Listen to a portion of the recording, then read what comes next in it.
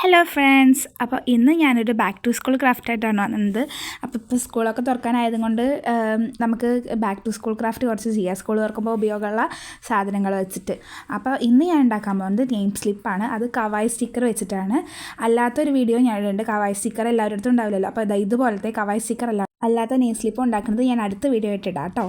അപ്പോൾ ഇന്ന് നമുക്ക് കവായ് സ്റ്റിക്കർ ഉണ്ടാക്കാൻ വേണ്ടത്, ഞാൻ A4 ഷീറ്റാണ് എടുത്തിരുന്നത്. A4 ഷീറ്റ് ആകുമ്പോൾ കുറച്ച് കനം ഉണ്ടാവുമല്ലോ. അപ്പോൾ A4 ഷീറ്റ് എടുത്തിട്ട് ഇതുപോലെ ഒന്ന് മടക്കി കൊടുക്കുക. എന്നിട്ട് നമുക്ക് കത്രിക വെച്ചിട്ടും കീറുക, അല്ലാതെ സ്കെയിൽ വെച്ചിട്ടും ഉണ്ടാക്കാം. പക്ഷേ സ്കെയിൽ വെച്ചിട്ട് ആക്കണതായിരിക്കും നല്ലത്. കത്രിക വയ്ക്കുമ്പോൾ ഒരു ഷേപ്പ് വരുന്നില്ല വെട്ടുമ്പോൾ.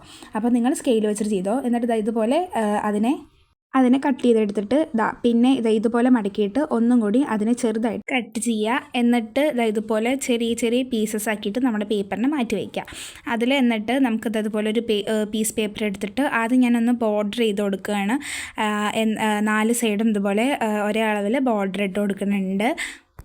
ഈ ബോർഡർ ഇട്ട് കൊടുക്കുന്നത് എന്തിനാണെന്ന് വെച്ചാൽ നമുക്ക് ചിലപ്പോൾ കട്ട് ചെയ്ത ഷേപ്പ് മാറിപ്പോകും. അപ്പോൾ നമുക്ക് ഈ ബോർഡറിനനുസരിച്ചിട്ട് നമുക്കത് കട്ട് ചെയ്തെടുക്കാം. എന്നിട്ട് ഞാനൊരു സ്റ്റിക്കർ എടുത്തിട്ടുണ്ട്. അതിന് നോക്കിയിട്ട് അതിന് ചേരുന്ന നെയിം സ്ലിപ്പിന് പറ്റുന്ന ഒരു കവായ് സ്റ്റിക്കർ എടുത്തിട്ടുണ്ട്. ഒട്ടിച്ചിട്ടുണ്ട് നമ്മുടെ നെയിം സ്ലിപ്പിൽ.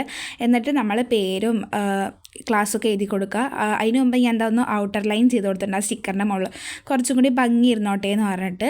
എന്നിട്ട് നമ്മൾ ഇതുപോലെ ഔട്ടർ ലൈൻ ചെയ്തതിന് ശേഷം നമ്മുടെ name, roll number, class, school, സബ്ജക്റ്റൊക്കെ ഇതുപോലെ എഴുതി കൊടുക്കുക.